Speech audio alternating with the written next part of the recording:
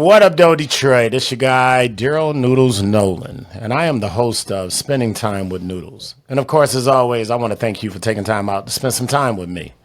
So you know what? You all understand the concept of the show. Like-minded people. People that are doing amazing things in the community.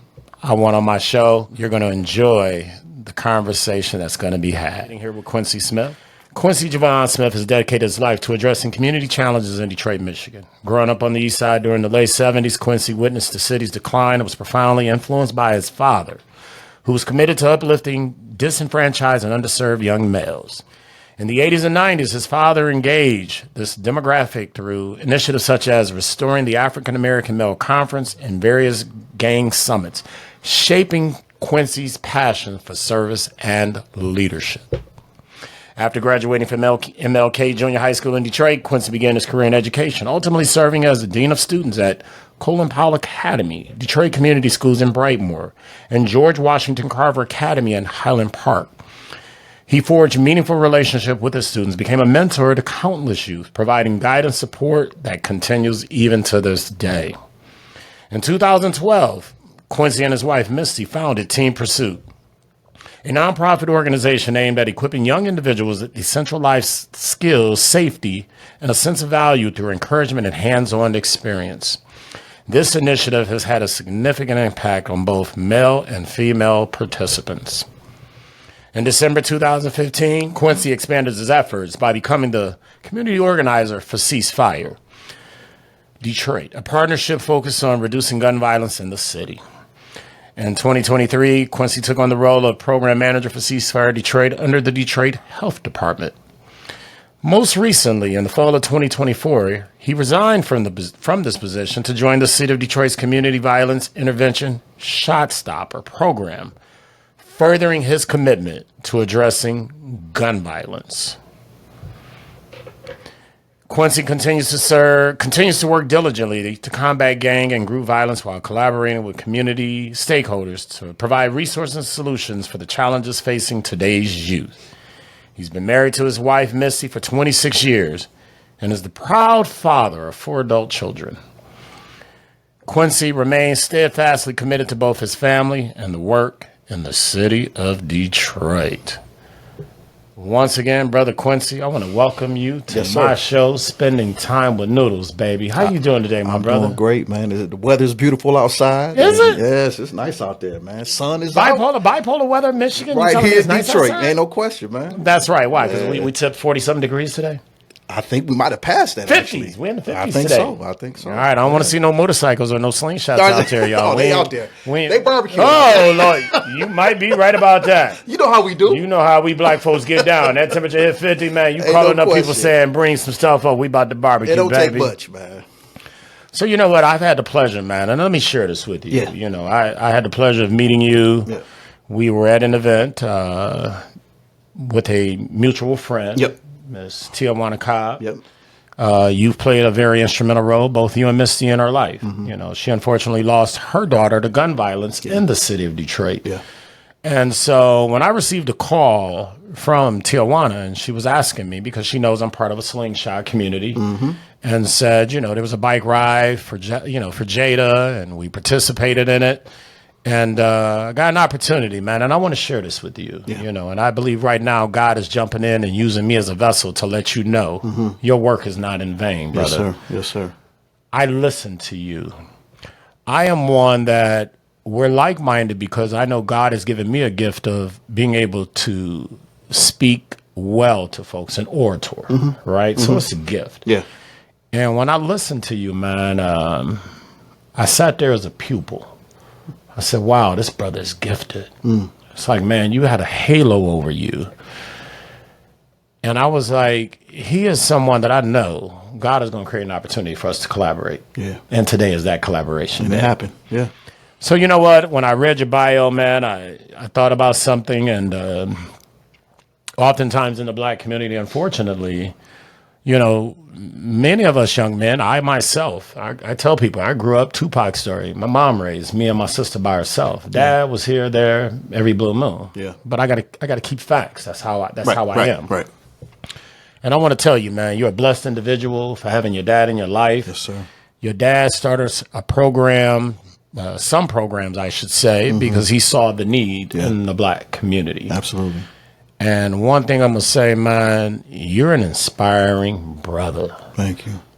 You know, I've heard a lot of people speak, people that would try to motivate you to, let's say, take up arms and get in the game, get off the sidelines and get ready to go to war. Yeah.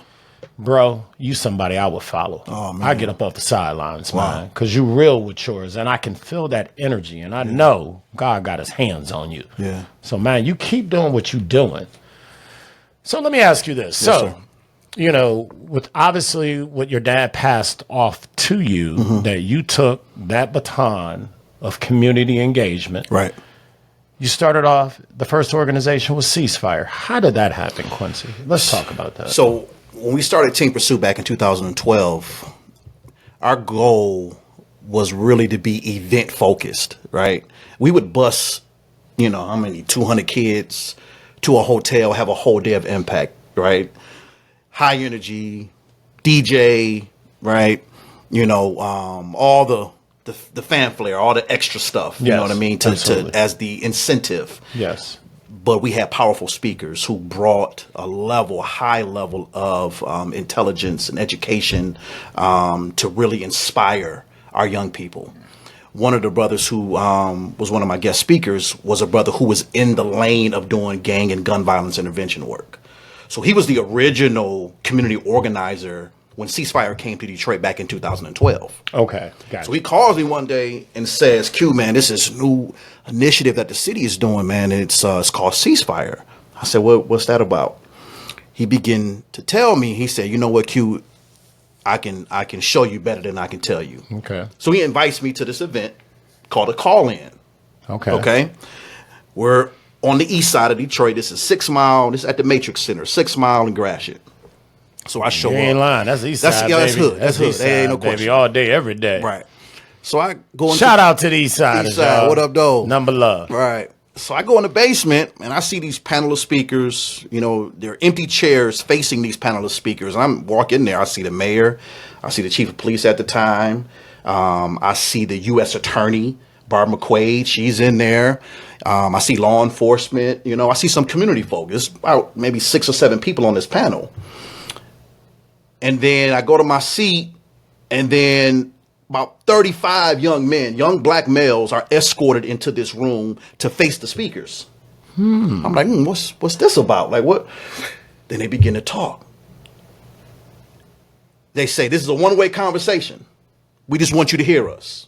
Come to find out, the guys who they invited were the most closest to this issue that we have as it relates to gang violence. These are law enforcement identified individuals, right? Who are in their database, who have, you know, come up as being connected to a gang or a group, right? Correct. So the goal was for them to hear this message. The reality of you continue this behavior, these are the consequences. But we also have opportunities, resources, and support if you choose to take up, you know, what we're offering. Okay. So they heard from law enforcement. They did a presentation, heard from the mayor, heard from the U.S. attorney. Then it got kind of interesting because voice of redemption is what they call it. And Ray Winans played that role as the voice of redemption. This is somebody who's been where they've been. Oh, wow. Former gang member. Okay. I understand the life. I did time in prison, did state time, did fed time. I know exactly what y'all going through. This is my story. If I can make it out, everything I've been through, I know you can too. Then it closes with a voice of pain. This is a mother who's experienced loss at the hands of gun violence, and she's standing up there with a picture of her son. And she's pleading with these guys. I'm begging you, stop. Put down these straps. Please. I sat there in amazement, like, man, what is this? I signed up right then and there. I said, count me in, Ray. So I started off really just doing outreach work, not knowing that Ray was leaving the program. And I got a phone call saying, Q, Chief wants to meet with you. At that time, it was Chief James Craig. You've been, you know, they're thinking about bringing you on as the community organizer. And that basically is really to lead the outreach team. You know, at that time, it was only a team of 4, But by the time I joined in 2015 to 2000 and to last year when I left, there's a team of about 14 right now. Okay, and we're talking about at the time ceasefire. At the time, right? ceasefire, yes. Okay. And it's still ceasefire. Ceasefire still exists. A lot of the folks who I was working with when I was there, they're still there doing incredible work. We made a lot of impact across the city. So when we first started off, it was only in the 9th and 5th precinct. Only 2 precincts. Oh, wow. Yes. Okay. And there was the most violent communities in our city. And that, because of the success, it grew from that to the 8th precinct on the west side, then the 6th precinct on the west side. Next thing you know, ceasefire was a citywide program. Look at God. Citywide, moving, baby. Look at yes. God pulling like-minded people together. Absolutely. And this is where the work gets very, very interesting, is when you get a phone call from law enforcement. It's just been a shooting. You show up. All you hear is screams. All you see is family members wailing, falling over on the ground. You see sometimes kids, and this blew me away, oftentimes are kind of numb, right, to violence and death. You see kids oftentimes even just playing in just a body laying right there. You got a kid jumping rope, playing basketball, jumping in the basketball, and the mother is just going crazy. Just a very eerie scene. But what is the support for that mother? That part. Who's holding that mother up? And so oftentimes that's the role that we would play, being in those spaces and providing aftercare support for families who've been victimized by gun violence. And it's such a need, because when you look at statistics on when you get shot one time, the statistics go up of you getting shot again. Really? 100%. So when you have a victim, who's dealing with a gunshot wound, you're in the hospital or showing up at the house, whatever the case may be, the goal is to engage right away. We got to stop this track. This trajectory that you're on, you're going to end up dead. So we got to wrap our arms around you right now, provide you with the support, resources, whatever it may be. Let's engage right now to make sure this young person stays alive. And that's really the crux of the work, man. So I've been in spaces, man, that I honestly, bro, I never thought that I would be in. You build relationships with, folks in law enforcement. You become a asset to this work, because oftentimes law enforcement doesn't know how to respond. They don't know what to say. They don't have the skill set to be able to deal with a mother who's just lost her child to gun violence. Correct. You know what I mean? And True statement. Yes, sir. So being in these spaces, man, it's such a need. And the work continues, but I've seen a lot.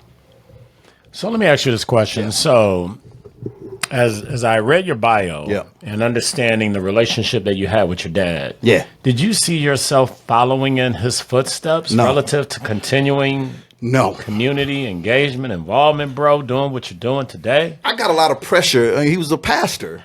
Oh, wow. In the pulpit. You know what I mean? Traditional. Our church was non-denominational, and, Pops really thought, outside of the tradition of how a lot of churches operated, like I said, 96, he did a gang summit. He brought one of the most notorious gang members from the Crips gang. Batman was a street name from Compton. Brought him to the city. We had a full day of engagement in the schools. Brought everybody there that evening to hear this brother speak. I want to be a fly on the wall. What year are we talking? 96. Quincy? 1996. 96. So I'm sitting there. Okay. I'm sitting there, and I put this in a forward of a book of my brother Phil Sample. But I'm sitting there. We got all these high school kids just came in the building. Other community folk just came in the building to hear this brother Batman, who's one of the leading founders of the Crips gang. Pops is about to bring him up to the stage, about to introduce him. And I'm looking around. I said, where's his brother at? He's not in the room. He's not here. I look outside. He's got about 20 young men surrounding him. And he's giving it to them. He's speaking life into these brothers right there on the corner. I'll never forget it. This is East Warren and Copland, right? On the north side. Right in the parking lot there. He's giving these brothers life. Them brothers never came into the church.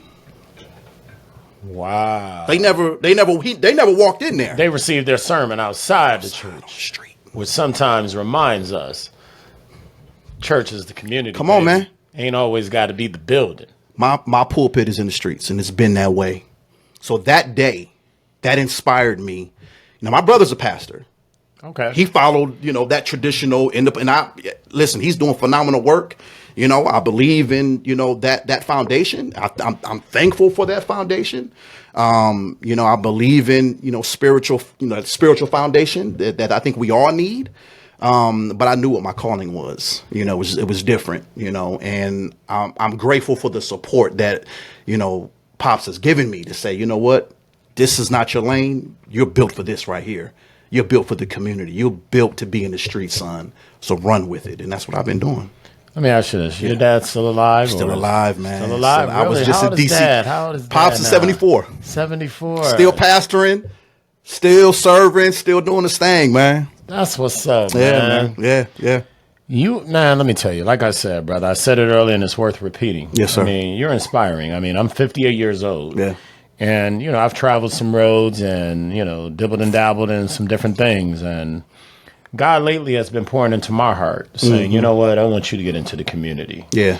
I've had my Ford Motor Company UAW experience, but now God has said, I promoted comedy, and our good friend Johnny here, whose studio we're in, he's in the comedy game. He told me earlier he's been performing at the Punchline. Okay. So he knows quite a few of the comedians that I run in circles with. The Mike Larrys, the Ronnie Chanels, the T-Bobs, the Cocos, the Foolish. Absolutely. Those folks. So, Johnny, I'm going to come check you out, baby. Don't worry. We're coming to the Punchline. I want to see how funny we coming you are. too. What you mean? That's right. That's right. It's going to be a family affair. We're going to check him out. I'm there. So let me ask you this, man. So here it is. We're in the year 2025, right? Yeah. And I must say, here lately, what's been disheartening to me as a 50-year-old black man, it's almost like when you mentioned earlier about the kids being numb, right? Yeah. Many of us as adults are numb because every time we turn on the TV, we're sick and tired of being sick and tired of hearing about gun violence in the city of Detroit, where it's black on black crime and it's senseless. Yeah. The work that you do. So here's my question. The work that you do. So we talk about today the importance of the black community coming together. Right. Dr. King, before he was assassinated, he gave the I Have a Dream speech. Mahalia Jackson had to bump him. Say, Martin, tell him the story. Martin, tell him the story. Because Martin started off, he wasn't headed down that lane that God wanted him to head down. A lot of people don't know that. Right. But it took Mahalia, a queen, a sister, a strong black woman, part of the 92%. That's right. That said, Martin, tell him the story. Tell him the dream, baby. And that's when Martin delivered. But prior to him being assassinated, men lie, women lie. Facts don't lie. Broke my heart when I watched the video where Martin said, my dream has turned into a nightmare. Yeah. And he said this prior to being assassinated. Let me ask you this question, Quincy. If Martin were alive today, what would you think he would say to the black community relative to unity? Because think about this for a minute before you answer that. This country, I almost feel like I'm living in the Matrix. Yeah. And one thing about spending time with Noodles, I keep it real on the show. Sure. And I don't sugarcoat nothing. Right. We got a white supremacist in office in Washington, D.C. If Dr. Martin Luther King were alive today, my brother, what would he say to us in the black community? This is not what I died for. This is not what I fought for, what I bled for, what I was jailed for. All the sacrifices that I made.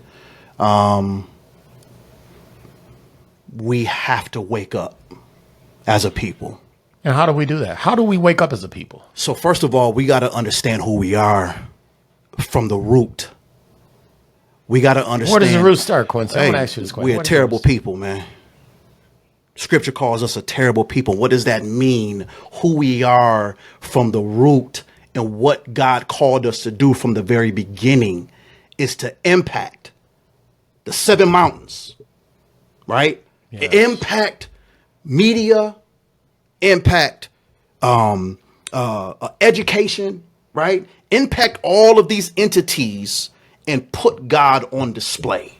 Yes. Put him on display. Yes. So when we just sit back on our laurels and we just, accept status quo and we're good with the way things are and we're comfortable working our 9-to-5s and not being involved and not truly being invested to where the problem is, we're doing a disservice and we're not stepping up to the plate. And that's been my issue for forever. We don't have enough people involved. Gun violence is the number one issue right now. The leading cause of death in young black people, right? If that's the case, and we know that there's a solution, we've seen it work. We've seen community activists, community violence intervention. We've seen that make a major difference, but they won't fund it properly. There's been some, here you go, but it hasn't been funded properly. We have a bill on the table right now that's at the Senate.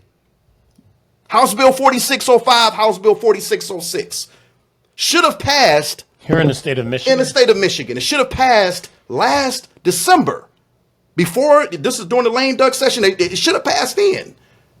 The Democrats, some of them refused to show up to vote. Ooh-wee. They didn't show up to vote. For their own political reasons and all that. I'm not getting to all of that. I feel you. But the bill didn't pass. And so now we're struggling, trying to figure it out. So with those two bills not passing, that means the current Shot Stopper Group's initiative, they're going to run out of funding this year. Oh, wow. The city brought on two new Shot Stopper groups, which is myself and my brother, Pastor Mo, which is Live in Peace. They do work over in the Conant Gardens area. We can't even get started. So now we're trying to figure this thing out on our own, you know what I mean, and get some funding here and get support over there, finding resources here when the money's at the table. The money's at the table. And you know what, Q? And we got to figure out, how do we make more noise to, let's say, hold these politicians accountable? I'm like you, man. Yeah.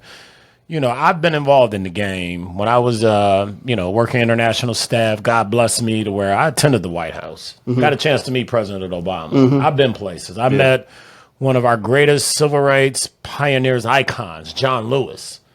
Brother, I was in Selma when we celebrated the 50th anniversary from the march from Selma to Montgomery. Right. And I'm standing in the lobby, right? Right. I'm looking to my left, happen to turn to my right. Oh, Lord. And I don't get starstruck over nobody because I don't jock no celebrities and nobody. But no, this is a black man that was brutally beaten on the Edmund Pettus Bridge in Selma, Alabama, for our generation to have it better. That's right.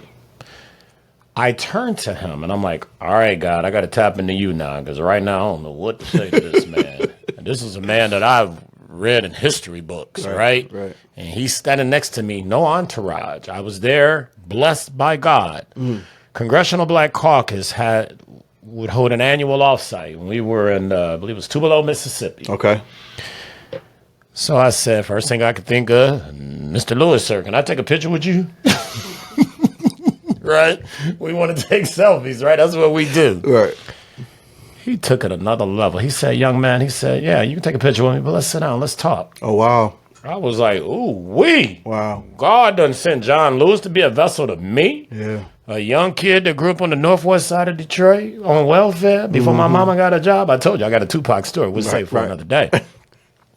So he asked me this question. He said, young man, what do you do for a living? I said, you know what? I said, Mr. Lewis, sir, I said, I'm a UAW International rep by way of Ford Motor Company back in Detroit. Right. He said, oh, you from Detroit? You from the D? I said, yes, sir, I am. He said, I'm always in Detroit.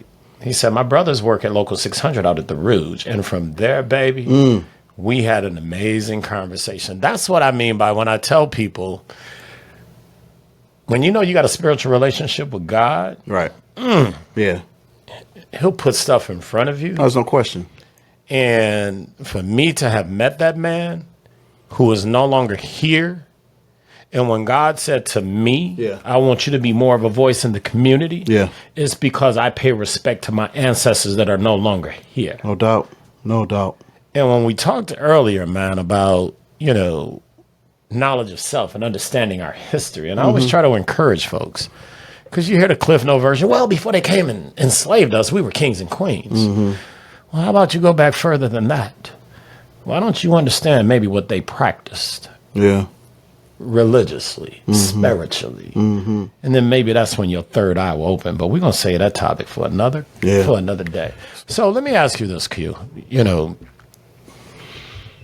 as you said, more people need to get off the sidelines. Yeah. You know, because in the black community, we turn on the news. Lately, it's been nothing but black on black crime.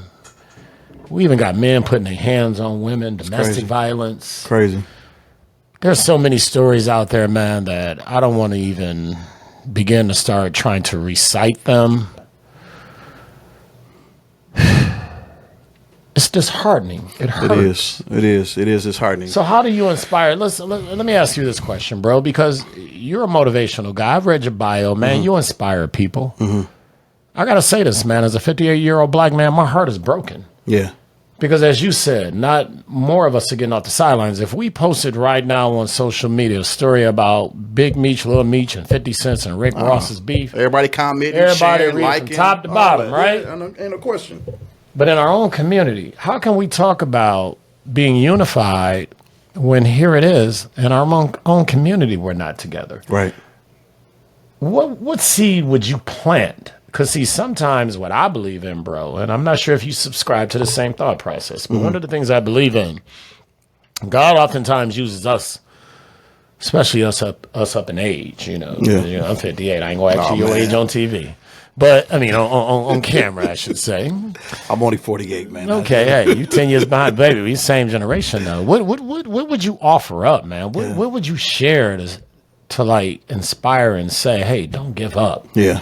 Don't get off the sidelines, man. What would you share if you were before a group of people, man? That everybody has to understand who they are and what they bring to the table. I think our only job in life is to discover what God has already laid out. Our job is to discover. We already have something innate in us that we're supposed to do. What gift do you have? What strength do you have? Oh, baby. Yes. Bring that to the table. Share it. You got to share that gift. If you have a gift to write, bring it to the table. You got a gift to speak, comedy, right? Whatever the case may be, bring it to the table and find out what lane can I get in that produces positivity in our community. And what are you doing for the next generation? Is there a young male, young female that you're spending time with, investing in, right? Mentoring, whatever knowledge you have, you're passing that on to them, right? That's a critical part in this. A lot of us too, and this is what we have to be careful of, man. We got a lot of sick people in our community. So there's a trust issue. Now, when you say sick, break that down to me, baby. I mean, mental health issues. Mentally, there you go. We've got a lot of folks with some mental health issues. People are dealing with a lot of hurt and pain that stems from their childhood, how they were brought up, what they were exposed to as a young person that they never dealt with. And all this stuff is piling up and they've never processed it, never dealt with it, never had anybody to talk to share with, right? To get that right. And so we need facilities and spaces where people can heal and feel whole, get their mind right, right? From a clinical standpoint, from a spiritual standpoint, from a mental health standpoint, all of that matters. And so these kind of community resources, you know, we're not doing enough where it's accessible to the community. And that's the key. I think there's a lot of folks that are doing great work. Correct. I agree. Can people access it? First of all, do they get the kind of exposure that they need? And I'm talking about grassroots. I'm not talking about the major organizations and the major groups. I'm talking about grassroots. Change happens at the grassroots level. 100%. They need the kind of exposure, the kind of resources, because they're the ones really that's right there in the community. They're in the hood. That a grandmother can walk to that space and get what she needs, get the resources that she needs. So, you know, everybody plays a role. Everybody plays a part. You just got to find that niche. You know what? One of the things that I came across in terms of research, Mm-hmm. and I knew God dropped it in my lap for a reason. You know, what many of us in the black community fail to understand is this. I want to make 2 points. Mm-hmm. First one is this. When we were freed, they didn't set us down as no longer being enslaved, and now we're freed people and give us group therapy.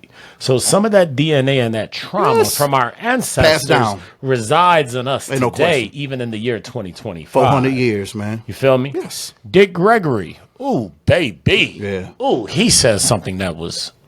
And Dick Gregory, I had the pleasure, man. You met him? Oh yeah, he came to a church that I once upon a time used to be a deacon at. Okay. Okay. Okay. I'm no longer a deacon at this church. Okay. God done said it's time to move on, son. Anyway, story for another day. But Dick Gregory came to the church and he just broke it down. But recently, he may have said it then, but I'm not going to embellish and say I heard him say it then. Yeah. But I'm going to tell you what I came across recently. Dick Gregory said, community? Black folks don't live in no damn community. He said, you want to know why? He said, look at the ethnicities that are, let's say, setting up shop in the so-called black community, and why don't many of them look like you? He said, y'all live in a neighborhood. That's deep. It is deep. We do not have economic control Right. in our own communities, but understanding history and seeing this is where a lot of people got to wake up. Right. When we formed these communities, the most known one was in Tulsa, Oklahoma, right? Mm-hmm. Okay. Mm-hmm. Black Wall Street. Black Wall Street. And Tulsa Massacre. guess who had a problem with that? White supremacy. Yeah. And then yet here today, and I'm going to say it on my show, Spending Time with Noodles, we got a white supremacist in office today. Yeah. And so understanding what we know, that's our history. But if I had to offer up, let's say, a solution, let me ask you this question. Mm-hmm. Is there any accountability? Because one of the things that I understood about the civil rights movement, you know, back during the bus boycott, anytime you want to get their attention, you got to hit them in the pocketbook. Yeah. So blacks during that time met where? In the black church. Right. They strategized. For sure. In the year 2025, and this is your answer, I got to throw this out to you. Do you feel the black church is failing the black community? There's no doubt. Okay. What? Speak on it, baby. Oh, Speak man, on it. Go further than that, because ain't no there's doubt. more in. Ooh, baby, speak to me. Yeah, churches are concerned about what happens in them four walls. They're concerned about their programs, you know, what kind of song we singing, the preacher getting up and hollering and making a bunch of noise. But they're concerned about Sunday. You still got a whole week. Community issues, people dying in the streets, right? All these other things that are going on. People are homeless. People are struggling. People are hurting. Are we serving them? We got more black churches in the city of Detroit, man. I think anywhere in the country. I believe that. Every other corner, there's a church. What are they doing? That part. What are they doing? That part. I think religion. When I say religion, I'm talking about the traditions of men. Yes. Things that men have started, not from God. Not the original design. You're right. I'm talking about Come on, baby. I'm traditions of loving men. this. I'm loving this, yes. We have gotten away from the original intent, man. We have. 100%. Yes. We You know what have. scripture says in James, what true religion is? What is true religion? Caring for the fatherless, the poor, and the widow. I subscribe to that. That's true religion. What are we doing? You know what I've been sharing lately with people on Facebook, because once again, like I said, God has given me a ministry where he was like, you know what, no offense to you, Johnny, but, you know, I'm going to put a pause on my comedy show promoting game. I want to be more involved in the community. And one of the things that he has shared with me is that, you know what, call them out. Yeah. There's a whole lot of pulpit pimping going on. Whole lot of it. I can't stand it. It disturbs my soul. I'm telling you, and I grew up in the church. And most of us have. Yes, and I'm grateful. When I say I grew up in the church, I'm talking about that was what we did, you know, all through the week. Correct. You know what I mean? Like it was nonstop. What I saw growing up, I'm grateful that Pops had the vision and the foresight to focus more so on the community than he did what was going on in the four walls of the church. And another thing too, he was big on youth. So our youth group, we would take a pilgrimage every summer.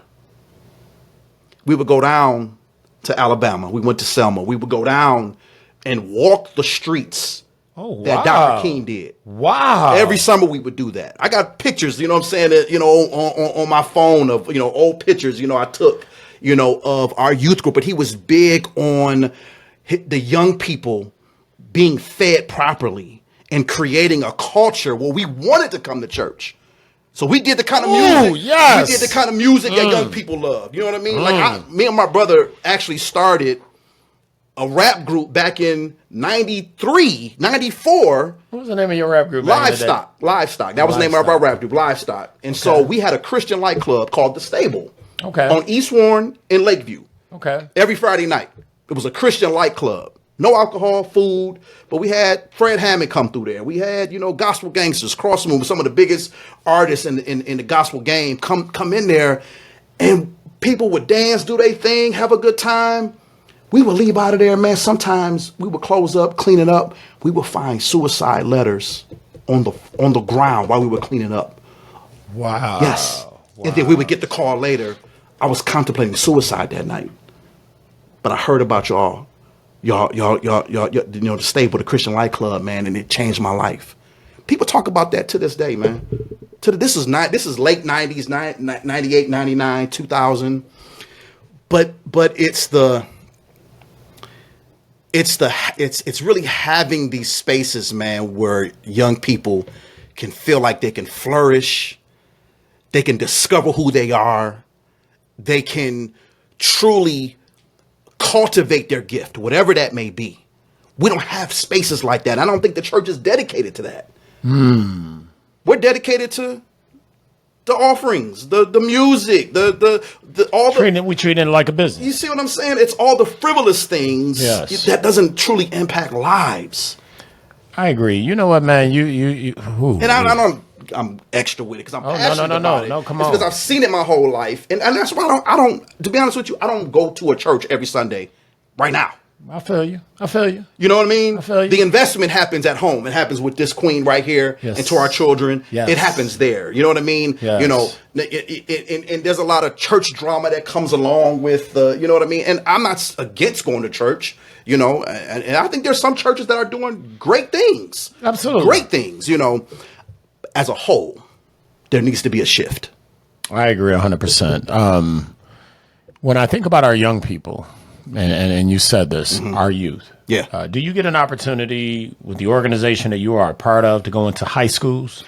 High schools, I'm just recently helped implement a program under Wayne County. We got to present it to Warren Evans.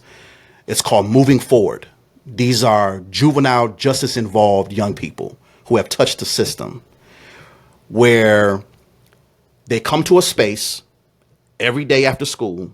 They're assigned a youth advocate, individuals who are passionate about mentoring the next generation. So they have youth advocates, they get tutoring, they talk about life lessons, they teach them how to cook. They went to the Pistons, they was at the Pistons game last night, right? All these things to help and expose them, but it's really about constructive activity. This is structured. This is, not a free for all. It's very structured on the time spent when they're in this space. They do it at Durfee. Durfee Middle School. Yes, they used to call that old Dirty Durfee. The Dirty D, baby. Dirty D. But yeah, they've got other community, groups and organizations in that space, man. But yeah, the Moving Forward program under Wayne County got awarded $1 million, man. Oh, wow. Yeah, man. So I go there, me and the brothers that I, started the program. When we go there, invest in the kids, talk to the kids, man, and it's going to do some great things. But yeah, you know what? One of the things that what was drilled into me when I was working as a UAW International rep, and when former Mayor Dave Bing. Yeah. was no longer serving in office. My boss at the time, Vice President Jimmy Settles, gave him some office space at a training Jimmy center. Settles. He donated to us one time. Yeah, good brother there, man. He gave us, he gave Mayor Bing some office space in our building, which is located right in between Hart Plaza, Cobo, Huntington Woods. They keep changing the name. I always feel it's like Stellantis, Chrysler, Daimler, What are y'all this week, right? So anyway, I'll never forget it. He called all the black men into the conference room that were on staff. Yeah. And he said, let me make something perfectly clear to each and every single one of you. He said, you're not going to be able to change the world. But he said, as long as I got the former mayor of the city of Detroit in this building, and he's got a mentoring program called Bingo, I expect each and every single one of you to reach one and teach one. That's right. He said, we ain't going to save the world. Right. But if we save one. The young man that I mentored, 9th grade, East Indian Village High School, 9th grade. 24 years old today. Wow. I still keep in touch with him. But I got him on punishment right now, intentionally for a reason. It's needed. You feel me? Yeah. But I'm going to reach back out to him and circle back. Why? Because when you're born a leader, you die a leader. That's right. Quincy, you a leader, bro. Appreciate that, man. You are, man. You are doing positive things in the community. You give of yourself, man. I'm sure, without me even asking, you show up in the late hours, and to have the support of a beautiful queen that you have to do the work that you're doing, God is pleased with what you're doing, bro. Thank you, brother. And it's something that I want to offer up. Because, see, I love going hard in the paint. Yeah. I do. I like calling out fake politicians because I think they are fake. Republicans, Democrats, it don't matter. All they do is cater to whoever the wealthiest donors are that contributed to their campaign, right? Yep. And then when most of us see them out in the streets, we want to do what? Take selfies with them and post it up on Facebook. But life for us in the hood ain't changing. Because remember, Dick Gregory said, you don't live in a community, you live in a neighborhood. Come on now, black folks, we got to wake up. Here's how we wake up. I believe, one, we wake up, and I want you to share with me maybe some ideas that you have. We got to read. Yeah. We got to research. Yeah. We got to go back before 1619. Right. Because the research that I've done thus far from our native Africa, bro, they were more spiritual. They were in spirituality. They tapped into the ancestors. Right. And I'm going to be honest when I say this. For me to have met John Lewis, and for me to be motivated because I feel my ancestors are pouring into me. This chain that I wear, my mom and dad, I have to tell this story because it's still Heart Health Month, the month of February. My mom died from congestive heart failure disease in 2011. I was close to 300 pounds. I took my mother. I was at World Headquarters at Ford negotiating a contract, and I took her to an appointment. My mom was a twin. So it was me, my mom, and my aunt, her twin sister. Cardiologist tends to my mom. He looks at me. He says, young man, if you don't want to follow the same pathway in which your mom is going to be leaving here, you need to make some lifestyle changes. Yeah. This is 2011. That's when my mom passed. 2018, I was close to 300 pounds. Okay. And so the seed was planted in 11. And sometimes it takes us a little bit longer to understand. You better wake up now before it's too late. Because a lot of people can't be what they don't see. Yeah. And that's what I believe is part of the problem in our black community dealing with our youth. They got to see more Quincy's out there. They got to see more Noodles out there. They got to see more Misty's out there. Absolutely. You know, out there letting them know. And those that want to be receptive to receiving. Yeah. Because you know what? You can't beat everybody over their head and be like, hey, how do I get you to subscribe to the way that I think? Right. Right. God says sometimes your job is only to plant that seed. Yeah. Quincy, if you were sitting before, let's say, a group of 20 high school students right now, what 3 pieces of advice would you give them, bro, to navigate through the challenges that they are navigating through? And here, I want to add a little bit more context. See, back in the day when you and I were coming up, we weren't exposed to many of the pitfalls that they are exposed to. I recall on a previous podcast show that I filmed, back then in our day, man, we may have indulged those that did. I ain't telling on myself here, so this ain't no confession. Many of us may have smoked a little weed, drank a 40 ounce. But nowadays, you got them taking pills. They don't know what's in it. Crazy. Weed is legal here in Michigan. I mean, they have more obstacles, more pitfalls. Vaping, destroying their lungs. They don't get it. But what 3 bits of advice would you share, man? You had a group of young folks, and men and women, Yeah. young folks. What would you share with them? Give me them 3 points. I would say discover who you are. Take time to discover who you are. Discover what gifts and talents God has innately put in you. That leads to the second one, which is get to know God. For self. Yes. He designed you. He created you. Amen. So if I want to know about any product, how it functions, how it operates, how to put it together, I got to go to the manufacturer. That part, baby. That part. Get to know God. And I think one thing, the last thing I would say is we've got away from understanding how important what we put in our bodies, man. And I'm talking about from what we eat, what we consume on a daily basis. It is killing us. It's killing us. Right. Somebody's getting rich. That part. Off our illness and off our sickness. That part. So I think and I don't want to steal Misty's thunder because I know this is what she does. No, don't worry, Misty coming next, baby. That's a perfect segue. Don't worry. God is in the building, baby. He lining it up perfectly. We got to pay attention to what we're eating and what we're consuming. We should be a lot more health conscious than what we are. I agree. Quincy, man, you know what? This is only the beginning of you and I hope collaborating, so. baby. I hope so, man. There ain't no hope so. Yeah. You take that to the bank. Noodles' word is good. Let's get it. Noodles' word is good. If I speak on it, yes, and sir. God got breath in my body yes, to sir. follow through on it, baby, until he calls me home. Yeah. I'm in the paint. I'm in the community, bruh. I love it. I love it. You inspired me the day at that park, at Jada Rankin's park. You inspired me. When I sat back, I listened to you. Yeah. I listened to Councilman Tate. Yeah. And I said to myself, and at that time, God planted a seed. Bro, I was still out here in the streets promoting comedy shows. Mm-hmm. You know, I'm out to St. Regis. I'm out at the Diamond Bag. I'm out there providing entertainment. Right. And I'm going to be honest. I got to a point where it's like, man, I'm tired of begging. Man, I ain't got time to be begging you to come to no comedy show. God was like, son, you get out here, plant some seeds, say some lies. That's right. So, with that being said, Quincy, let me ask you this $1 million question. Talk to me. How do people get a hold of you to support, you know, what you're doing, Team Pursuit, and other endeavors that you're doing? Because you do so much in the community, bro. Yeah, there's a lot going on. How do they get a hold of you, bro? I would say the best way right now is through our social media channels. You can follow Team Pursuit at Team Pursuit. It's Team_Pursuit on Instagram and just Team Pursuit on Facebook. Inbox us, reach out. Email us Quincy@teampursuit.org. But there's so many ways to get involved, man. And, you know, sacrifice and, you know, use that time, man, to invest in a young person's life. So it's needed. It's needed. So please reach out.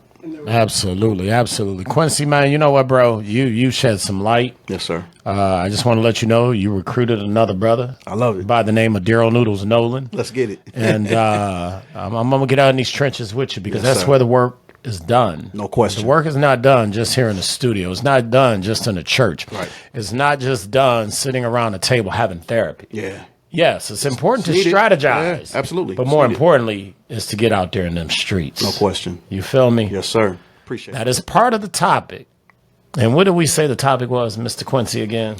What did we say? Community wellness? Community wellness. Community wellness. Community wellness. So community wellness falls into so many different categories. When we talk about gun violence and putting down them straps, that's community wellness. Yes, sir. And I want to encourage my listening audience. We got to put down these guns, y'all. How can we unite to take on other organizations that don't have our best interests if we don't come together first? Yeah. So I want to encourage that. Let's support one another. Let's have more of these conversations because they're needed. Yeah. Conversations like we're having today are therapeutic. Yeah. You know, we got to release some of this stuff, man, because as you said, and I'm going to share this one last thing that I think a lot of folks that look like us blacks, many of us are suffering from mental illness and don't even know it. Yeah. Here's what I mean by that. I was diagnosed, I want to say probably in my early 50s. I never knew I had a chemical imbalance because I was born where my brain does not produce enough serotonin. I used to pin it on, oh, I have a phobia. I'm claustrophobic. No, God was like, that's a lie. Ain't no truth in that. Right. It was until I had a major anxiety attack that I had to go to the emergency room. Because, bro, I thought I was about to die. Freaked me out. Wow. I went to a personal physician.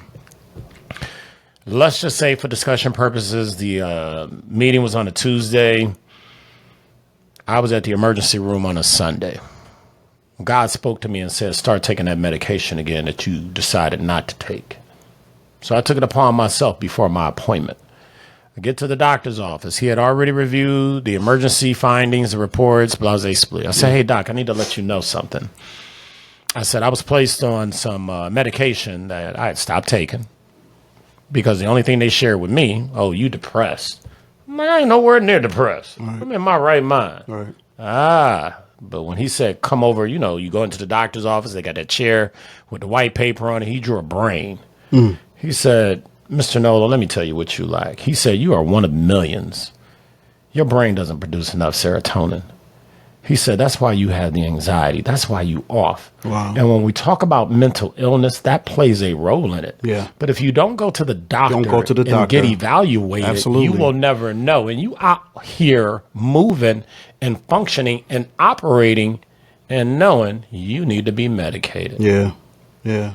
Quincy, my brother. Thank you, brother. Thank you, brother, for being on my show, baby.